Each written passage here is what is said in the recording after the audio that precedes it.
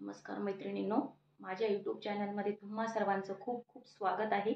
तर आज आपण मेदू वड्याची रेसिपी बघणार आहोत, एकदम परफेक्ट प्रमाणात।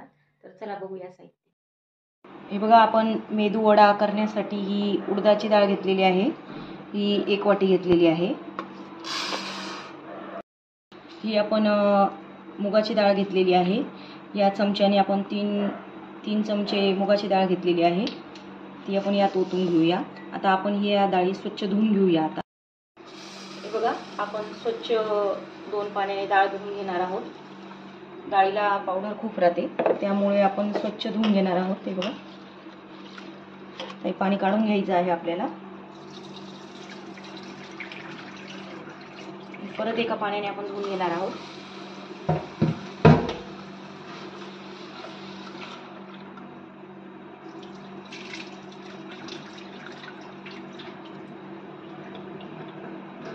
आता आपण यात पाणी टाकून घेणार आहोत भिजवण्यासाठी। हे बघा, पूर्ण डाळमध्ये 1 बोट घुसेल एवढी आपण बघा 1 बोट घुसेल एवढी आपण पाणी टाकून घेणार आहोत। आणि ही आता आपण 4-5 तासासाठी भिजत ठेवणार आहोत डाळ। हे बघा, आपली डाळ 5-6 तास झालेली आहे भिजून। हे बघा, डाळ भिजलेली आहे छान। आता आपण परत 2 पाण्याने धुवून घेऊया।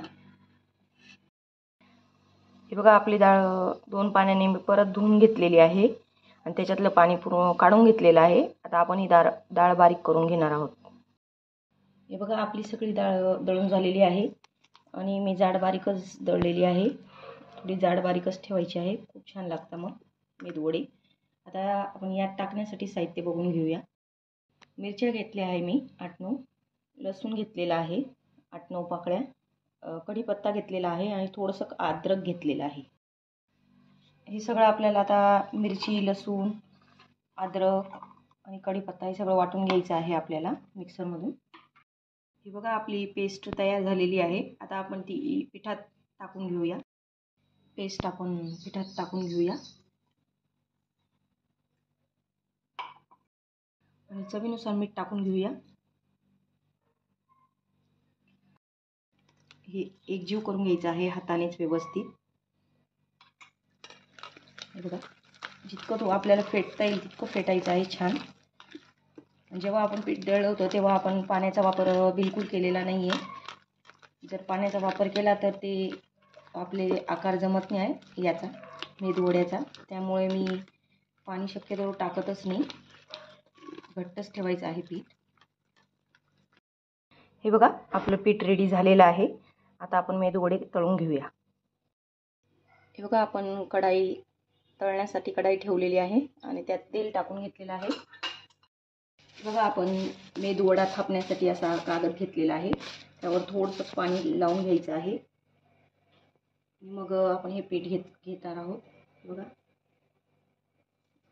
या प्रकारे थापायचं आहे असं मेदू वडा आणि असं मध्ये त्याला छिद्र पडायचं आहे। बघा, या प्रकारे हातावर घेऊन घ्यायचं आहे असं आणि अलगद सोडायचं आहे असं। बघा, किती सुंदर चिटकत नाही, काही नाही, एकदम व्यवस्थित पडतो। आता आपण दुसरा करून घेऊया।